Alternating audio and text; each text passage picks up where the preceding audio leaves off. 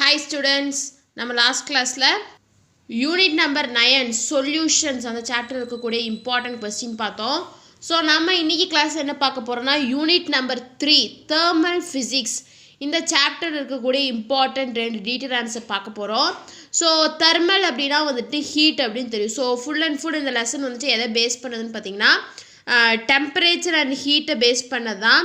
So thermal energy na என்ன, thermal equilibrium na என்ன, அதே மாதிரி gases ஓட fundamental laws என்னென்ன, so வந்துட்டு real gas na என்ன, ideal gas na என்ன அப்படின்னு சொல்லி பார்க்கறதா வந்துட்டு இந்த chapter. So நம்ம இன்னைக்கு கிளாஸ்ல இந்த chapter இருக்கக்கூடிய important questions தான் பார்க்க போறோம். என்னென்ன questions னு பாத்தீங்கன்னா ரெண்டு questions page number 40 ல இருக்கு பாருங்க. ரெண்டு questions என்னென்ன question பாத்தீங்கன்னா first one is derive the ideal gas equation. So ideal gas equation வந்துட்டு derive பண்ணனும். இது first question. Second question பாத்தீங்கன்னா explain the experiment of measuring the real and apparent expansion of liquid with a neat diagram. So ஒரு எக்ஸ்பெரிமெண்ட்டை வச்சு ஒரு real expansion of liquid எப்படி measure பண்ணலாம், ஒரு அப்பேரண்ட் எக்ஸ்பான்ஷன் ஆஃப் லிக்விடை வந்துட்டு எப்படி மெஷர் பண்ணலாம்னு சொல்லிட்டு எழுதணும். அதோட டயக்ராம் போட்டு நம்ம எழுதணும். ஸோ இந்த ரெண்டு கொஸ்டின்ஸ் தான் நம்ம இன்னைக்கு கிளாஸில் பார்க்க போகிறோம். ஸோ ஃபஸ்ட்டு செகண்ட் கொஸ்டின் பார்த்தோன்னா explain the experiment of measuring the real and apparent expansion of a liquid with a neat diagram. So இதோட ஆன்சர் பார்த்தீங்கன்னா பேஜ் நம்பர் 36ல இருக்கு பாருங்க. பேஜ் நம்பர் 36ல இருக்கு experiment to measure the real and apparent expansion of liquid னு சொல்லிட்டு. So இந்த experiment தான் அதோட ஆன்சர். ஸோ டயக்ராம் போடணும். ஃபஸ்ட்டு ரியல் எக்ஸ்பான்ஷன்னா என்ன, அப்பேரண்ட் எக்ஸ்பான்ஷன்னா என்னன்னு பார்த்தரலாம். If a liquid is heated directly without using any container, then the expansion that you observe is termed as real expansion of the liquid. So ஒரு லிக்விடை எந்த விதமான கண்டெய்னரோட use இல்லாமல் நம்ம டைரெக்டாக heat பண்ணோம் அப்படின்னா அந்த எக்ஸ்பான்ஷனை, அந்த லிக்விடோட எக்ஸ்பான்ஷனை தான் என்னென்னு சொல்கிறோன்னா ரியல் எக்ஸ்பான்ஷன் அப்படின்னு சொல்கிறோம். அப்பேரண்ட் எக்ஸ்பான்ஷன் என்னென்னு பார்த்தீங்கன்னா the expansion of a liquid apparently observed without considering the expansion of a container. ஒரு கண்டெய்னரோட எக்ஸ்பான்ஷனை கன்சிடர் பண்ணாமல் அந்த லிக்விடோட எக்ஸ்பான்ஷனை மட்டும் நம்ம கன்சிடர் பண்ணணும் அப்படின்னா அதைத்தான் என்னன்னு சொல்கிறோன்னா apparent expansion of a liquid அப்படின்னு சொல்கிறோம். ஸோ இப்போ பாருங்கள் எக்ஸ்பெரிமெண்ட் பார்க்கலாம். Experiment to measure the real and apparent expansion of a liquid. To start with, the liquid whose real and apparent expansion is to be determined is poured into a container up to a level. So first என்ன பண்ணுன்னா எந்த liquid, அதாவது வந்துட்டு ஒரு liquid கொடுத்துருவாங்க, அந்த liquid வந்துட்டு real எக்ஸ்பான்ஷனாக இல்லை அப்பேரண்ட் எக்ஸ்பான்ஷனான்னு சொல்லி டிட்டர்மைன் பண்ணுற மாதிரி இருக்கும். ஸோ அந்த லிக்விட் என்ன பண்ணுறோன்னா ஒரு கண்டெய்னரில் ஒரு சர்டைன் லெவல் வரைக்கும் அதை போர்வோம், அதாவது ஊற்றிக்கிறோம். அதில் mark this level as S1. So நம்ம ஊற்றக்கூடிய லெவலை வந்துட்டு என்னென்னு மார்க் பண்ணுறோம், L1 அப்படின்னு சொல்லிட்டு மார்க் பண்ணுறோம். Now heat the container and liquid using a burner. So அந்த கண்டெய்னரை வந்துட்டு நம்ம ஹீட் பண்ணுறோம். எப்படி அந்த பர்னரை ஹீட் பண்ணுறோம், எதை யூஸ் பண்ணின்னு பார்த்தீங்கன்னா அந்த பர்னரை யூஸ் பண்ணி. Initially the container receives the thermal energy and it expand. So starting இனிஷியலாக பார்த்தீங்கன்னா அந்த கண்டெய்னர் என்ன ரிசீவ் பண்ணணும்னு பார்த்தீங்கன்னா தெர்மல் எனர்ஜி, அதாவது ஹீட் எனர்ஜியை வந்து ரிசீவ் பண்ணி அது எக்ஸ்பேண்ட் ஆகும். As a result the volume of the liquid appears to have be reduce. So அதோட ரிசல்ட் அது வந்துட்டு எக்ஸ்பேண்ட் ஆனதுக்கப்புறம் அதோட ரிசல்ட் எப்படி இருக்குன்னு பார்த்தீங்கன்னா லிக்விடோட வால்யூம் வந்துட்டு ரெடியூஸ் ஆன மாதிரி தெரியும். Mark this reduced level of the liquid as L2. So எவ்வளோ லெவலுக்கு அது ரெடியூஸ் ஆகிருக்கோ அந்த லெவலை வந்துட்டு L2 அப்படின்னு மார்க் பண்ணுறீங்க. ஸோ என்ன ஸ்டார்ட் பண்ணுறோம், ஒரு லிக்விட் கொடுத்துருப்பாங்க, அந்த லிக்விடை வந்துட்டு அது வந்துட்டு ரியல் எக்ஸ்பான்ஷன் ஆஃப் லிக்விடா இல்லை அப்பேரண்ட் எக்ஸ்பான்ஷன் ஆஃப் லிக்விடான்னு கண்டுபிடிக்கணும். ஸோ அந்த லிக்விடை ஒரு கண்டெய்னரில் வந்துட்டு போர் பண்ணிக்கிறீங்க ஒரு சர்டைன் லெவலுக்கு. ஸோ நீங்கள் எந்த லெவல் வரைக்கும் போர் பண்ணியிருக்கீங்களோ அதை வந்துட்டு L1 அப்படின்னு மார்க் பண்ணிடுறீங்க. ஸோ மார்க் பண்ணிவிட்டு இப்போ என்ன பண்ணுறீங்கன்னா அந்த கண்டெய்னரை வந்துட்டு ஹீட் பண்ணுறீங்க. அதை யூஸ் பண்ணி பார்த்தீங்கன்னா பர்னர் யூஸ் பண்ணி ஹீட் பண்ணுறீங்க. ஸோ இனிஷியலாக என்ன ஆகும்னா அந்த கண்டெய்னர் வந்துட்டு தெர்மல் எனர்ஜி ரிசீவ் பண்ணி அதை எக்ஸ்பேண்ட் ஆகும். ஸோ அதோட result, so thermal energy receive பண்ணி அதை எக்ஸ்பேண்ட் ஆனதுக்கப்புறம் அதோட ரிசல்ட்டாக என்ன வரும்னா அந்த கண்டெய்னரில் இருக்கக்கூடிய லிக்விடோட லெவல் வந்துட்டு ரெடியூஸ் ஆகிற மாதிரி தெரியும். ஸோ ரெடியூஸ்டு லெவல் எந்த அளவுக்கு ரெடியூஸ் ஆயிருக்கோ அதை வந்துட்டு L2 அப்படின்னு மார்க் பண்ணிக்கணும். On further heating the thermal energy supplied to the liquid through the container results in the expansion of the liquid. So ஃபர்தராக நீங்கள் அதை மறுபடியும் ஹீட் பண்ணிகிட்டே இருக்கீங்க. ஸோ ஹீட் பண்ணும்போது அந்த லிக்விடில் சப்ளை ஆகக்கூடிய தெர்மல் எனர்ஜி எது வழியாக சப்ளை ஆகுது, கண்டெய்னர் வழியாக அந்த லிக்விடுக்கு சப்ளை ஆகக்கூடிய தெர்மல் எனர்ஜி என்ன ஆகும்னா அந்த லிக்விட் வந்துட்டு எக்ஸ்பேன்ஷன் நடக்கும், அந்த லிக்விடில் எக்ஸ்பேன்ஷன் நடக்கும். Hence the level of the liquid rises to L3. So அதுக்கப்புறம் என்ன ஆகும்னா அந்த லிக்விடோட லெவல் வந்துட்டு எகெயின் ரைஸ் ஆகும், அதுதான் வந்துட்டு L3 அப்படின்னு சொல்கிறோம். Now the differences between levels L1 and L3 is called apparent expansion. So வந்துட்டு L1க்கும் L3க்கும் நடுவில் இருக்கக்கூடிய டிஃப்ரென்ஸ் தான் என்னன்னு சொல்கிறோன்னா apparent expansion சொல்கிறோம். அந்த difference between the levels L2 and L3 is called real expansion. So L2க்கும் L3க்கும் நடுவில் இருக்கக்கூடிய டிஃப்ரென்ஸ் தான் என்னென்னு பார்த்தீங்கன்னா real expansion. The real expansion is always more than that of apparent expansion. So real expansion வந்துட்டு எப்பவுமே அப்பேரண்ட் எக்ஸ்பேன்ஷனை விட அதிகமாக தான் இருக்கும் அப்படின்னு சொல்கிறாங்க. ஸோ பாருங்கள், அதுக்கப்புறம் என்ன பண்ணுறீங்க, ஃபர்தராக அதை ஹீட் பண்ணுறீங்க. ஸோ அந்த லிக்விடுக்கு தெர்மல் எனர்ஜி அந்த கண்டெய்னர் மூலமா சப்ளை ஆகும். ஸோ சப்ளை ஆகும்போது லிக்விட் வந்துட்டு எக்ஸ்பேண்ட் ஆக ஸ்டார்ட் ஆகும். ஸோ அதனால அந்த லிக்விடோட லெவல் வந்துட்டு L3க்கு வந்துட்டு ரைஸ் ஆகும். ஸோ சர்டன் லெவல் ரைஸ் ஆகும், அதை தான் நம்ம L3 எடுத்துக்கிறோம். ஸோ இப்போ L1க்கும் L3க்கும் நடுவில் இருக்கக்கூடிய டிஃப்ரென்ஸ் என்னன்னு பார்த்தீங்கன்னா அப்பேரண்ட் எக்ஸ்பேன்ஷன். L2க்கும் L3க்கும் இருக்கக்கூடிய டிஃப்ரென்ஸ் இடையில இருக்கக்கூடிய டிஃப்ரென்ஸ் பார்த்தீங்கன்னா ரியல் எக்ஸ்பேன்ஷன்.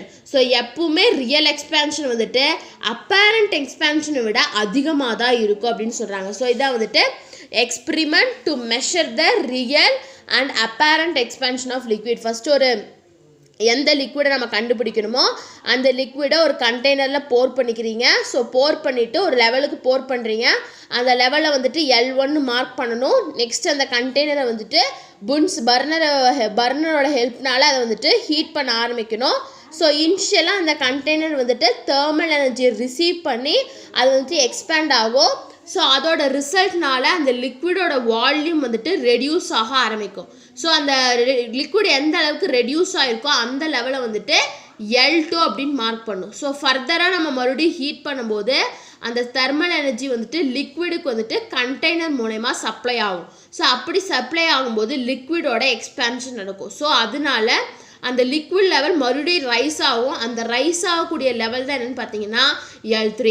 இப்போ L1க்கும் L3க்கும் நடுவில் இருக்கக்கூடிய டிஃப்ரென்ஸ் என்னென்னு பார்த்தீங்கன்னா அப்பேரண்ட் எக்ஸ்பேன்ஷன். அதே மாதிரி L2க்கும் L3க்கும் நடுவில் இருக்கக்கூடிய டிஃப்ரென்ஸ் பார்த்தீங்கன்னா ரியல் எக்ஸ்பேன்ஷன். ஸோ எப்பவுமே அப்பேரண்ட் எக்ஸ்பேன்ஷனை விட ரியல் எக்ஸ்பேன்ஷன் வந்துட்டு கொஞ்சம் அதிகமாகவே இருக்கும் அப்படின்னு சொல்கிறாங்க. ஸோ இதான் வந்துட்டு experiment to measure the real and apparent expansion of liquid. அதாவது செகண்ட் டீட்டெயிலோட ஆன்சர். நெக்ஸ்ட் டீட்டெயில் பாருங்கள். ஃபர்ஸ்ட் டீட்டெயில் பாருங்கள், derive the ideal gas equation. So ideal gas equation வந்துட்டு டிரைவ் பண்ணணும். இதுதான் வந்துட்டு ஃபர்ஸ்ட் டீட்டெயில். ஸோ அதோட ஆன்சர் பார்த்தீங்கன்னா பேஜ் நம்பர் 37 and 38 இருக்குது.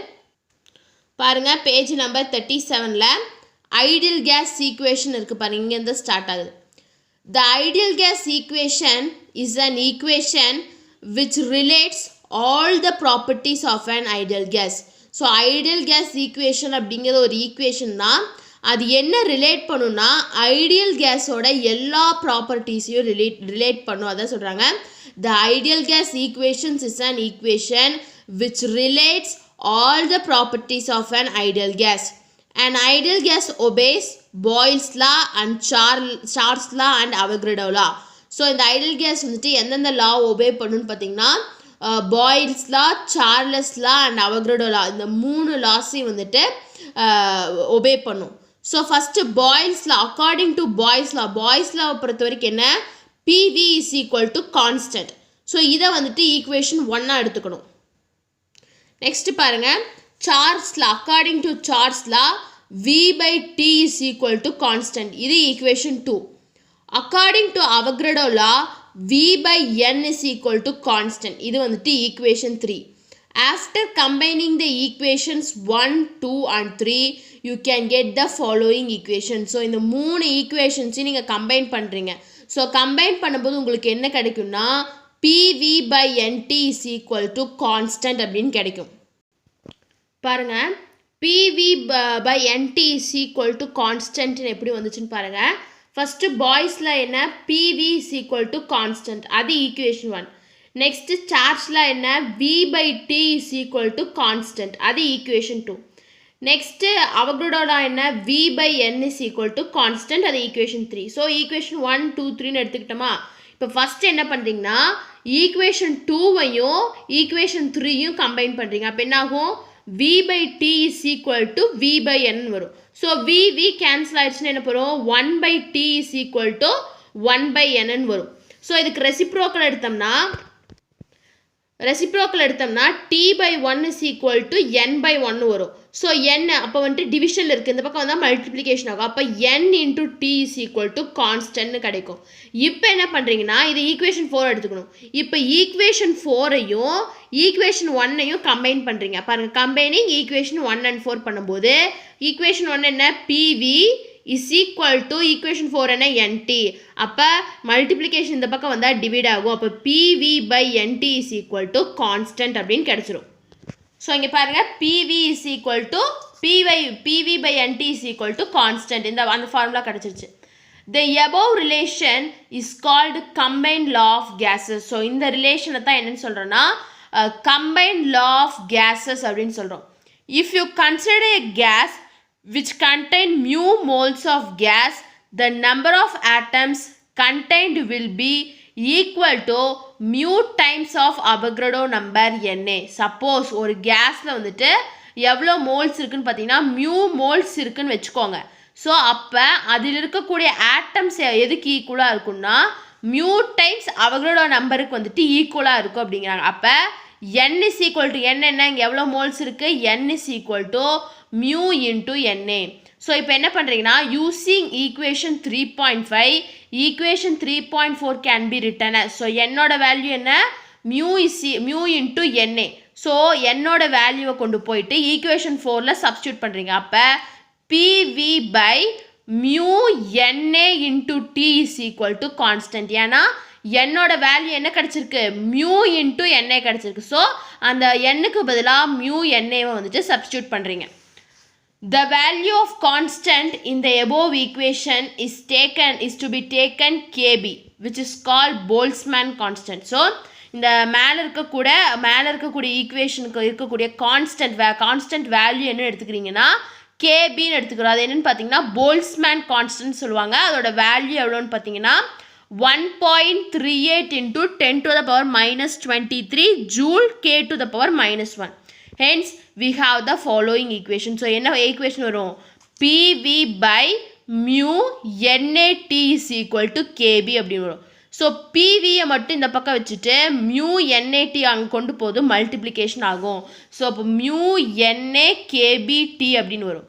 Hence mu NA KB is equal to R, which is termed as universal gas consonant whose value is 8.31 joule mole to the power minus 1 K to the power minus 1. So இப்போ இங்கே இந்த mu NA KBயோட value என்னன்னு பார்த்தீங்கன்னா ஆர்னு வச்சுக்கலாம். So அந்த ஆருங்கிறது என்னன்னு பார்த்தீங்கன்னா universal case constant. அந்த ஆரோட வேல்யூ எவ்வளோன்னு பார்த்தீங்கன்னா 8.31 joule mole to the power minus 1 K to the power minus 1.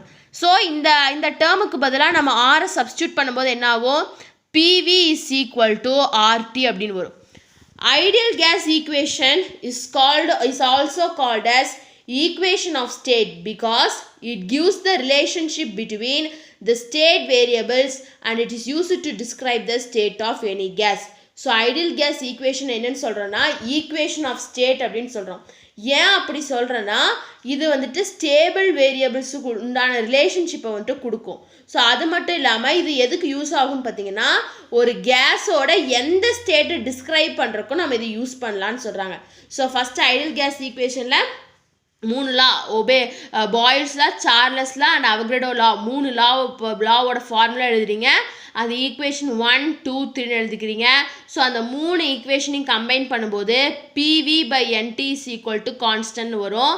So suppose ஒரு கேஸில் வந்துட்டு மியூ மோல்ஸ் ஆஃப் கேஸ் இருந்துச்சு அப்படின்னா இருந்துச்சுன்னா அதில் எவ்வளோ ஆட்டம்ஸ் இருக்குன்னா அதுக்கு மியூ டைம்ஸ் ஈக்குவலாக வந்துட்டு அவங்களோட நம்பர் மியூ டைம்ஸ்க்கு ஈக்குவலாக இருக்கும். அப்போ என்னோட வேல்யூ என்ன இருக்கும்? n is equal to mu NA.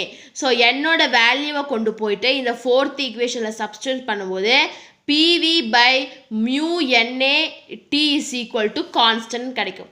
So இந்த கான்ஸ்டன்ட்டுக்கு பதிலாக நம்ம என்ன எடுத்துக்கிறோன்னா KB அப்படிங்கிறது எடுத்துக்கிறோம். ஸோ KB அப்படிங்கிறது வந்துட்டு போல்ட்ஸ்மேன் கான்ஸ்டன்ட். ஸோ அந்த போல்ட்ஸ்மேன் கான்ஸ்டன்ட்டோட வேல்யூ என்னென்னு பார்த்தீங்கன்னா 1.38 into 10 to the power minus 23 joule K to the power minus 1. So கான்ஸ்டன்ட்டுக்கு பதிலாக KBன்னு போடுறோம். பாருங்கள், PV/mu NAT is equal to KB. So பிவியை மட்டும் இந்த பக்கம் வச்சுட்டு அந்த பக்கம் மியூ என்ஏடியை அந்த பக்கம் கொண்டு போது மல்டிப்ளிகேஷன் ஆகும்.